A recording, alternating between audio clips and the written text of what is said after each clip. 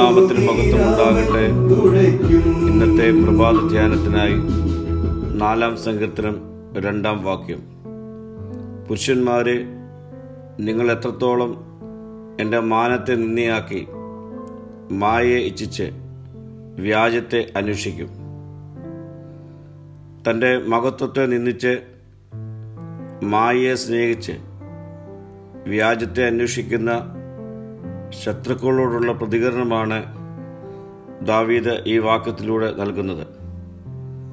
ഒരു വ്യക്തിക്ക് തൻ്റെ കുടുംബത്തിലും സുഹൃത്തുക്കളുടെ മധ്യത്തിലും സമൂഹത്തിലും ഉള്ള അംഗീകാരത്തിനും ബഹുമാനത്തിനും കാരണമാകുന്ന മാനം നശിപ്പിക്കുവാൻ ചിലർ ശ്രമിക്കുന്നു.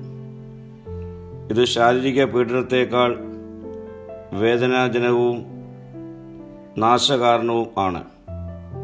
എന്നാൽ ദാവീദിൻ്റെ തന്നെക്കുറിച്ചുള്ള ബോധ്യത്തിൽ മറ്റുള്ളവർ തന്നെക്കുറിച്ച് കരുതുന്ന ചിന്തകൾ അല്ല, ദൈവസന്നിധിയിലുള്ള തൻ്റെ നിലയാണ് തന്നെ ഉറച്ചു നിൽക്കുവാൻ പ്രേരിപ്പിച്ചത്.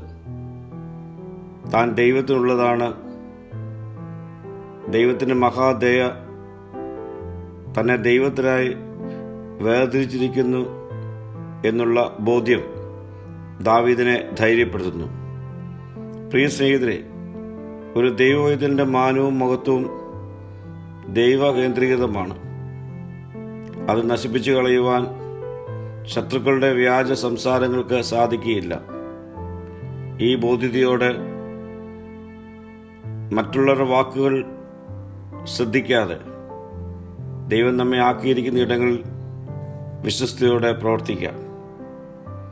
പ്രാർത്ഥിക്കാം. മാനത്തെ നിന്ദയാക്കുന്ന സംസാരങ്ങളുടെ മധ്യത്തിൽ ആത്മബലത്തോടെ നിലനിൽക്കുവാനുള്ള കൃപ എനിക്ക് നൽകണമേ. മഹത്വം നീ എടുക്കണം. യേശുവിൻ്റെ നാമത്തിൽ തന്നെ. ആമേൻ.